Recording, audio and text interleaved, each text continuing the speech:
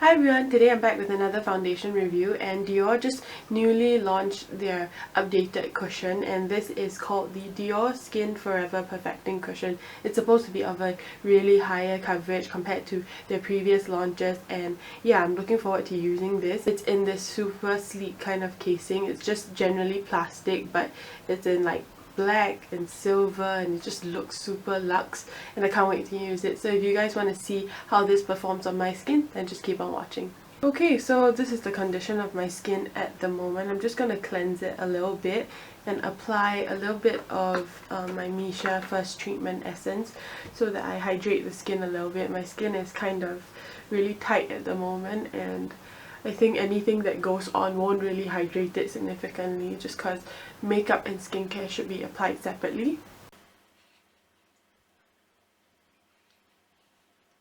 Now that my face base is already settled, I'm just going to show you how the cushion compact looks like as I open it.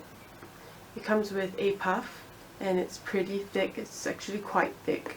And when I open it up, there's a Christian Dior kind of a seal. I'm just going to open it up. And yeah, it's just a standard cushion saturated with a lot of product. So yeah, let's just get started.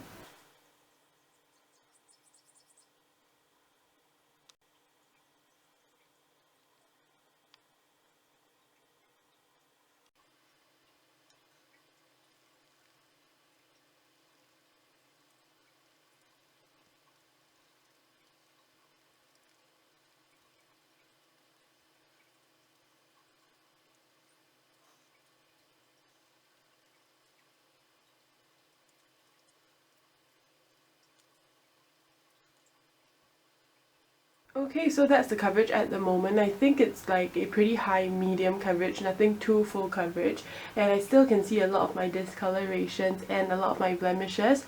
So yeah, I mean, I don't hate it, and I don't think it's super light coverage, but it does pack a punch, and I think that this just makes my skin look really natural and hydrated. The finish it gives me is not super dewy or tacky, it's not very wet, so I feel like this will set down to something that's comfortable on my skin where I won't feel like it will slip and slide. So yeah, I think that I'll just try to add a bit more coverage on this area.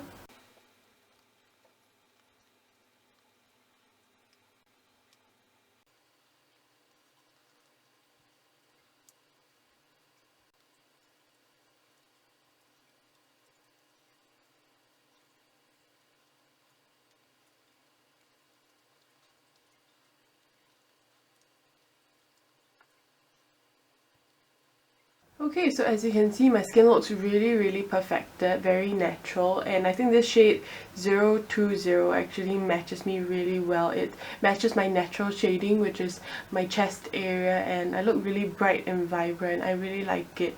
I think that it's not the most high coverage. I love the Lancome Tint Idol Ultra. If you guys haven't seen that video, I'll link it down below, but yeah, that is really full coverage, as well as those pony effect cushions that I have done before. You guys know that those are my favorites, but this also performs to be really close to those.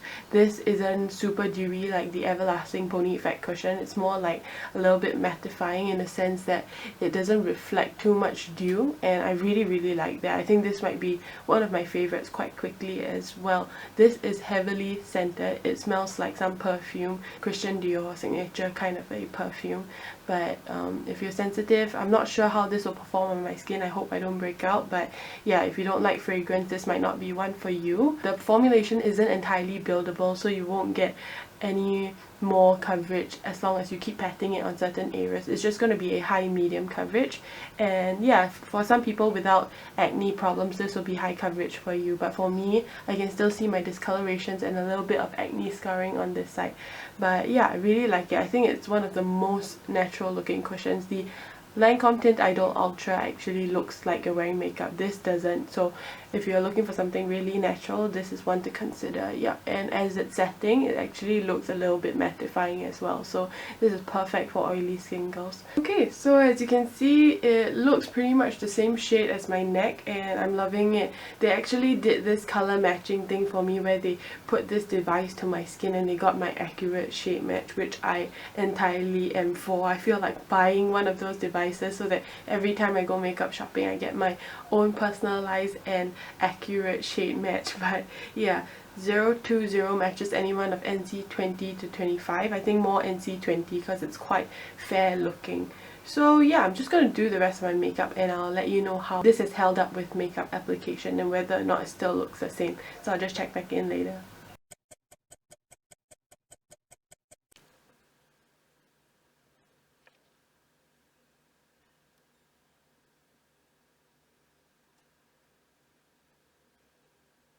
Okay, and that's how everything looks like at the beginning of the day. So what I can say is that the formulation of the cushion actually does oxidize a little bit, and yeah, it becomes a lot more like mattifying in the sense that it doesn't look super shiny. And yeah, I really like it. It's super comfortable on the face. The fact that it oxidizes, it just means that it will become a little darker, so when you apply it, I was saying that it does match my chest pretty well, but now that it's a little bit oxidized, it matches my arms, which is significantly tanner. So I guess that's just attributed to the formulation.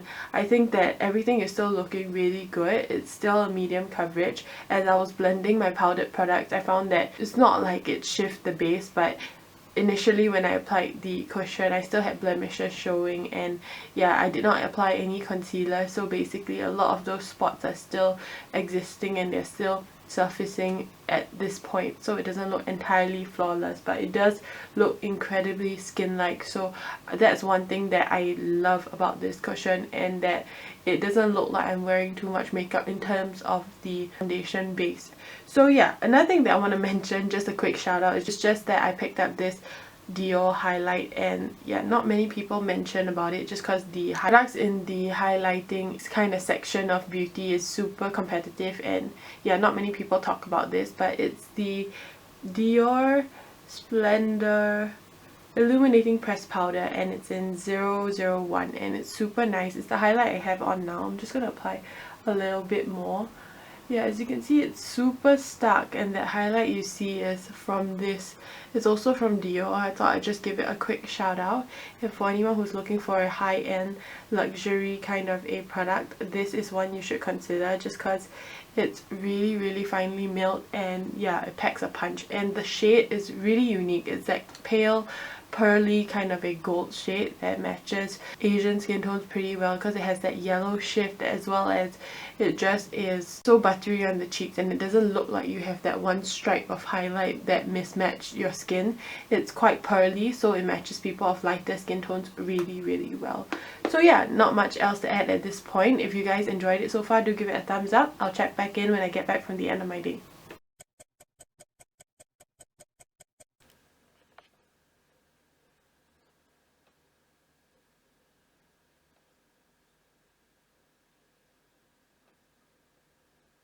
Okay, so I'm back from a pretty long day, and as you can see, the foundation actually held up pretty well. I don't see a lot more exposed acne, but yeah, I don't have a lip color on just because, you know, eating. But in any case, yeah, not much else to add from what it was in the beginning of the day. It's just that certain areas of my face, especially here, looks a little bit shiny, but that's just generally how my skin acts because I am an oily skin girl. So other than that, I think that it is quite a drying formulation in terms of its wear time throughout the day. It gets a little more drying as you progress, and if you're in a cooler climate or even something that is a little drying in terms of the temperature or the climate around you, then this might start to look a little bit aging. But I suggest just doing your necessary skincare underneath. I feel like if I didn't put my essence underneath this, I would definitely be looking a little bit dehydrated in these areas around here. So that's commonly where I get dehydration. So I really like it so far. I think that it has been a good amount of time for me to be able to judge its longevity. And yeah, not much transfer actually. When I did that whole rubbing thing, it didn't really move just because of its formulation. Like I said, it's set pretty quickly. Just give it about a minute or two before you start applying other products. And yeah, I think that its finish and coverage just allows for a lot of different kind of skin conditions to be able to wear. If you have severe rosacea, I think this will significantly cover it up. And yeah, if you need additional concealer, you can always pop it where you need it. So it still looks really natural. So yeah, for this cushion, I think I'll give it about an 8 out of 10. And if you guys have anything else you want to ask me about the Dior let me get this right, Diorskin Forever Perfecting Cushion, then just leave it in the comment section below. I'll be sure to get back to you. Don't forget to like and subscribe to my channel, and I'll see you guys in the next one. Bye!